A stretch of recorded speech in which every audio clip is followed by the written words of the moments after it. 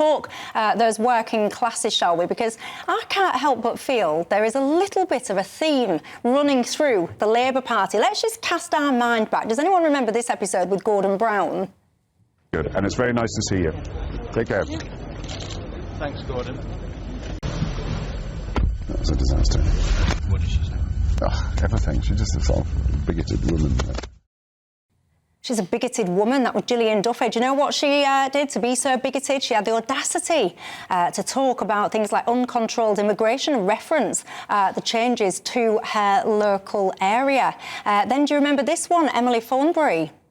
This one, of course, this was when she was out campaigning. She had, she took a picture of a white van and the England flag, the St George flag, and she did basically the scenes here, which if you took my interpretation of it and many other people, it was some form of absolute mocking. I can tell you that.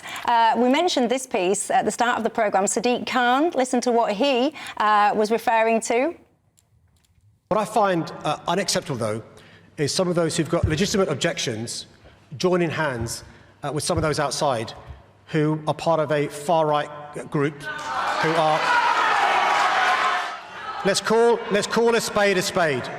Some of those outside are part of the far-right. Some are COVID deniers. Some are vaccine deniers. And some are Tories. Oh, shut up, you pillock. Maybe it's just that actually people don't want to be charged through the nose to drive their own cars. Anyway, let's bring things up to current day, shall we? This is, of course, the Wes Streeting situation, and many people complaining about this one. I had it on my screen, and now, for some reason, it's not going to play it out, but worry not, because I shall read it directly instead from my telephone, if you will just indulge me, because Wes Streeting, and by the way, he's taken an awful lot of flack for this, because he tweeted the following. Are you ready? He said, a win for Susan Hall and the Conservatives is a win for racists, white supremacists and Islamophobes the world over. Susan Hall's campaign has been fought from the gutter with dangerous and divisive politics. London, we cannot let her win. Vote Sadiq.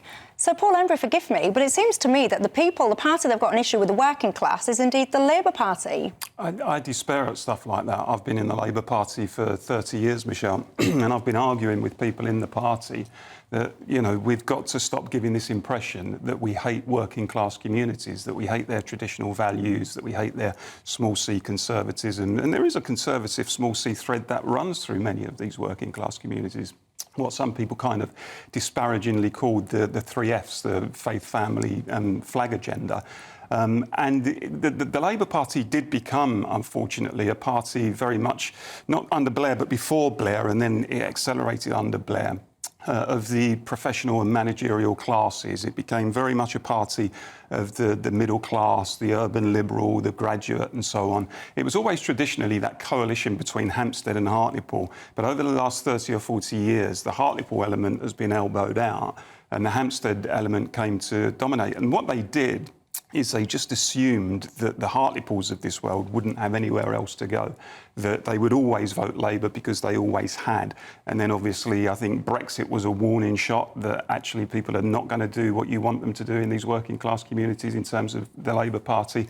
And then we saw the 2019 election where so many of these communities voted Tory for the first time. But what I would say is for those of us inside the party, as I said, as I've been for 30 years, and who lived in working class communities and who tried to look beyond the M25 in the way that so many in the party didn't, this was obvious. This kind of schism that emerged between the party and the working class was obvious. And actually there is that contempt. I have to say that there is, when you see the Gillian Duffy thing, and you talk about the Emily Thornberry flag incident, you know, I go to conferences and I go to trade union meetings and I know senior people within the movement, and there is that kind of private contempt, really, for those, what they see as those reactionary working class views. And every now and then the mask slips, and we've just seen some of those examples where the mask does slip. Starmer has tried to rectify that, and he's tried to sort of say, look, we need to wire into the working class and their instinctive, you know, impulses of patriotism and not appear so much as a kind of radical progressive. But the party, large parts of it, are uncomfortable with that and don't want to go with him on some of that stuff. I remember it's probably about, I don't know, maybe 2 weeks ago, and I cannot remember now. Keen viewers who saw the episode might remember, but there was a Labour person sitting where you're sitting, actually, and I brought this Gordon Brown and this Gillian Duffy thing up, and he said to me, "Oh, Michelle, why are you banging on about this? It was years ago, life's moved on, the party's moved on."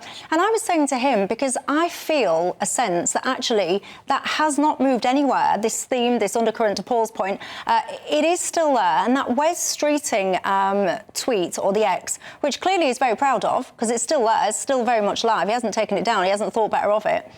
And I think it's pretty damn disgraceful. And we can argue about what your party could have done better, but do you think that within your party there is that sense of kind of dismissiveness towards what I would just call like normal people? No, I don't think so. I mean, I think quite interesting. First of all, this guy who's won Blackpool South for Labour, I think I'm correct in saying that he's never worked for anybody since university except the Labour Party. He's worked in the charity sector, right, but he was a parliamentary assistant to a previous. And didn't he lose in 2017 and 2019? And he's been a deputy police and fire commissioner as well. This, the professionalisation of politics in both parties that's true. Is really, really detrimental, because people, they leave university and they go off, they become baby politicians, and then they carry on as major politicians, they get elected to something. They never have any exposure to the real world. They live in this terribly tiny bubble. And I think that's a really, really dangerous thing. Second thing to say about the Labour Party is they're riding high at the moment, and credit to them for that. I don't begrudge people. I mean, I want to congratulate everyone who's standing in the election, because it's a public service that they're standing in elections, winners and losers. And they all deserve our thanks for doing that. But the Labour Party is riding high at the moment. But when you look at what's actually happening, their coalition is crumbling in every direction. So you're seeing left-wing voters. You see Greens are doing very well on the basis of what I suspect are left-wing Labour voters defecting to the Greens. In places like Bristol, we've got a lot of, it's a very left-wing place, Bristol, a lot of students, all of that. The Muslim vote they've depended on and taken for granted for so long. Clearly, Oldham is a sign of what's happening there. And you've got Mandelson behind the scene. Mandelson, of all people, from the 1990s, behind the scene, as far as I can tell, pulling the strings and running the show and recreating Keir Starmer as a new Labour icon. I mean, what is Labour's future if they do get into power with, they'll a great swing of power, but how will they sustain that on a narrowing base with policies that look back to the past and not engaging with the issues that I think Paul is correctly identifying? How do you have a coalition that actually appeals broadly to people in this country? Step one, you have to recognise what people in this country actually think. The lack of private, I was just going to say, the lack of private sector experience amongst Labour candidates and MPs is a huge Achilles heel for Labour. Most people in this country work in the private sector, a minority work in the public sector. If you look at Labour candidates, and there was the data for the 100 most winnable seats that came out recently, Labour candidates in the 100 most winnable seats, a clear majority worked either in the public sector or the charity sector, the not-for-profit sector.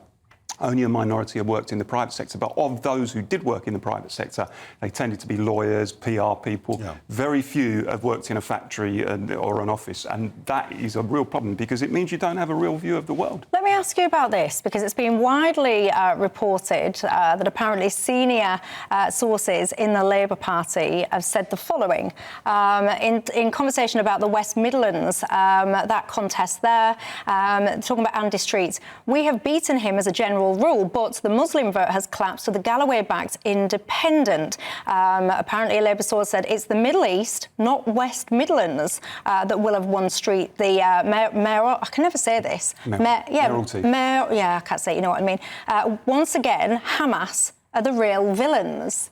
What do you think to that? Well, I think that's stupid. I mean, it's a source, so whether or not it's genuine, let's assume it's genuine. If it is, then it's stupid, because I think actually there is genuine concern out there, not just in Muslim communities, although obviously within those communities, about what's happening in Gaza, and particularly about Starmer's comments. I mean, OK, he's called for a ceasefire now, but if you remember his comments at the beginning of this round of the conflict, where he said that, yes, he thought it was acceptable for Israel to starve Gazans of fuel and water and electricity and so on. Do you remember that? I mean, on one level, on a purely human moral level, I thought that was an appalling thing to say. And on another level, in terms of tactically, it was a stupid thing to say. So I think there are... I think on the one hand, we have to be careful about the rise of communal politics in our country. That is an issue, and we need to have an eye on it. There's a lot of it about. But at the same time, I think when you look at what's happening in Gaza, I think there is genuine concern from Muslims and non-Muslims alike, and Starmer has not helped the party on that. And do you think international affairs have played out in some of this, do you think? I don't think international affairs in general, but I do think that a lot of people are activated by, energised by the situation on every side, on both sides, are energised by the situation going on at the moment in Israel, Palestine, Gaza, and that is having an effect because they're now thinking of their local British politicians here in terms of their stance on those topics.